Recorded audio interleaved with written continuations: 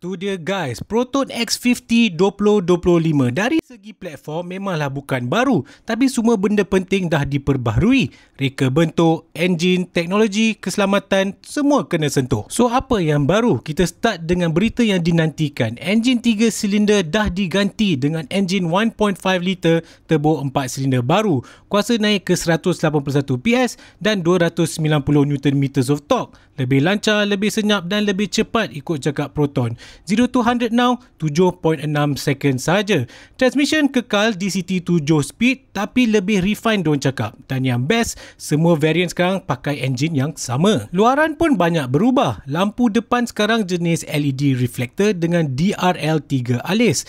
Grill baru nampak lebih agresif dan spoiler belakang besar tu dulu eksklusif untuk versi China. Tapi sekarang dah sampai ke X50 tapi flagship variant sajalah. Lampu belakang pula sekarang jenis bar penuh LED dan plate nombor dah turun ke bawah untuk rubah lebih premium.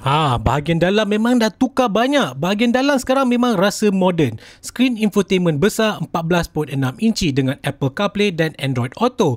Boleh sambung wireless atau guna kabel. Cluster meter digital 9 inches dan gear dah pindah ke stok. Bagi lebih ruang dekat konsol tengah. Flagship dapat pengecas wireless dan tempat letak telefon 2 sisi. Sistem keselamatan pun dinaik taraf. Semua variant ada rear side radar system termasuk blind spot monitor, rear cross traffic alert dan door opening warning. Kalau ambil premium ke atas, baru dapat AEB, ACC dengan stop and go, lane centering dan 360 kamera HD dengan pandangan bawah kereta. Auto park assist pun dah lebih bijak sekarang.